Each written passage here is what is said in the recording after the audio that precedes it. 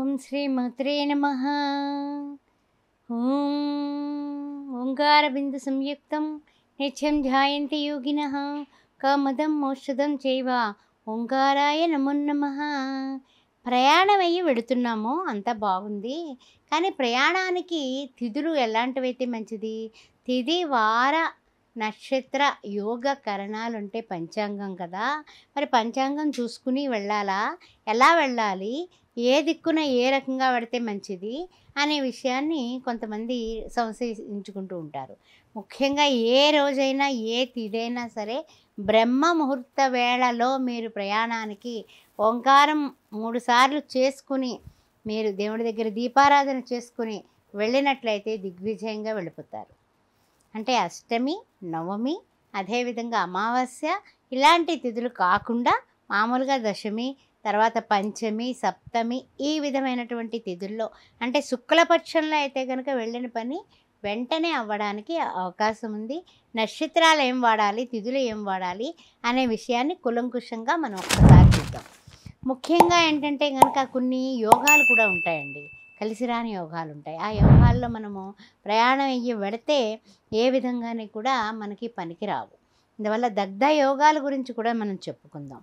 ఎలా అంటే కనుక ద్వాదశి ఆదివారం, ఏకాదశి సోమవారం, దశమి మంగళవారం, బాగా గుర్తుపెట్టుకోండి, తదియ బుధవారం, షష్ఠి తిథి గురువారం, అష్టమి శుక్రవారం, సప్తమి శనివారం కూడా దగ్ధ యోగాలు అంటారు.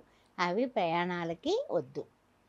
ఆ తర్వాత ప్రయాణానికి శుభమైనటువంటి నక్షత్రాలు కూడా ఉన్నాయండి. ఆ నక్షత్రాల్లో బయలుదేరి వెళ్ళండి. ఇప్పుడు నేను చెప్పినటువంటి తిథులు ఆ రోజుల్లో అయితే కనుక వద్దు, అది బాగా గుర్తుపెట్టుకోండి.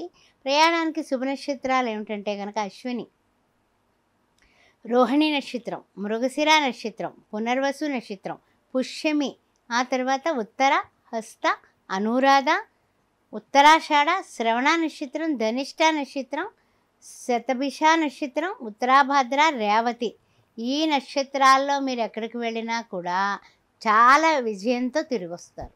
ఆ గుర్తుపెట్టుకోండి. శుక్లపక్షంలో ఏ పనన్నా సరే దిగ్విజయంగా వెళ్ళిపోతుంది. కొంచెం అంటే ఏమిటంటే శుక్లపక్షం నుంచి చంద్రుడు తగ్గుతాడు కదా, చంద్రమా మనస్సు జాత అంటూ ఉంటాం కదా. అందువల్ల చంద్రుడు మళ్ళీ అమావాస్యకు దగ్గర సమీపిస్తున్నాడంటే అమావాస్య వైపు అంటే ఏమిటి, కృష్ణపక్షంలో మనం ఏమిటంటే కనుక తిథులు చూసుకున్నా నక్షత్రాలు చూసుకున్నా ఏం చూసుకున్నప్పటికీ కూడా మనము విధియ, తదియ, ఆ తర్వాత పంచమి, ఆ తర్వాత సప్తమి, ఆ తర్వాత దశమి అక్కడితో ఆపేసేయండి. అమావాస్య దగ్గర కంటే వెళ్ళిపోకండి. ఆ విషయంలో ఆ జాగ్రత్తలు తీసుకోండి. శుక్లపక్షం, కృష్ణపక్షం, తర్వాత ఉత్తరాయణ పుణ్యకాలంలో ఏది ఎక్కడికి వెళ్ళినా కూడా సక్సెస్ రేట్ ఎక్కువ ఉంటుంది. అందువల్ల ఉత్తరాయణంలోనే పెళ్ళిళ్ళు చేస్తూ ఉంటారు, ఉత్తరాయణంలోనే గృహారంభ, గృహప్రవేశ అన్ని శుభకార్యాలు చేస్తూ ఉంటారు. ఆ విషయాన్ని కూడా పరిగణలోకి తీసుకోండి. తర్వాత ఇంకా ఏమిటంటే కనుక మనకి తిథుల గురించి చెప్పుకుందాం. విధియ మంచిది, ఇప్పుడే చెప్పుకున్నాం కదా. పంచమి, సప్తమి, దశమి, ఏకాదశి, త్రయోదశి కూడా పౌర్ణమి ముందైతే కనుక ఓకేనండి. పౌర్ణమి తర్వాత ఆ రెండు కూడా మీరు నిషిద్ధం చేసుకోవడం మంచిది. అదేవిధంగా ప్రయాణానికి ఎంతమంది వెళితే మంచిది? ముచ్చటగా ముగ్గురు ఎప్పుడు వెళ్ళకండి. ఒక్కళ్ళు బయలుదేరి వెళ్ళినా పర్వాలేదు, భగవంతుని ఫోటో జేబులోనో పర్సులోనో పెట్టుకుని బయలుదేరండి. భగవంతుడా నీవు కూడా నాతో వస్తున్నావు, నాతో ప్రయాణం చేస్తున్నావు అనే భావనతో మీరు వెళ్ళినట్లయితే వెళ్ళిన పని సక్సెస్ అయిపోద్ది. ఏ హనుమాన్ చాలీసా చదువుకుంటూ ప్రయాణంలో నుండి గౌతమా గౌతమా గౌతమా అని ముమ్మారు అనుకుంటే ఆ ప్రయాణం సక్సెస్ అవుతుంది. ఆ విషయం గుర్తుపెట్టుకోండి.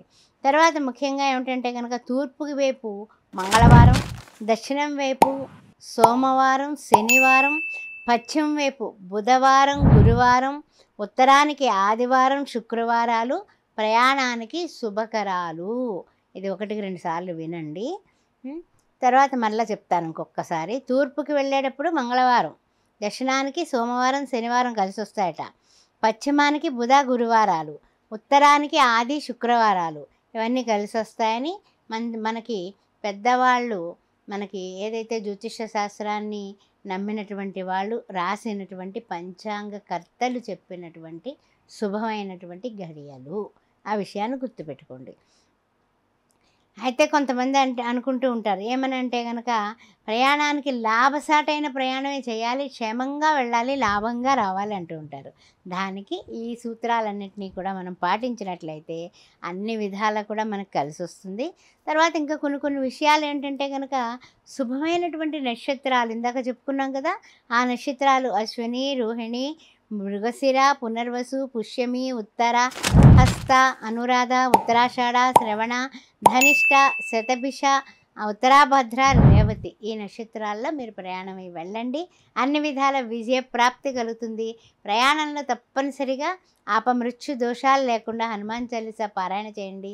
శ్రీరామ జయరామ జయ జయ రామ అనుకుంటే తప్పనిసరి ఎక్కడికి వెళ్ళినా సరే జయమే కలుగుతుంది. జై శ్రీరామ్.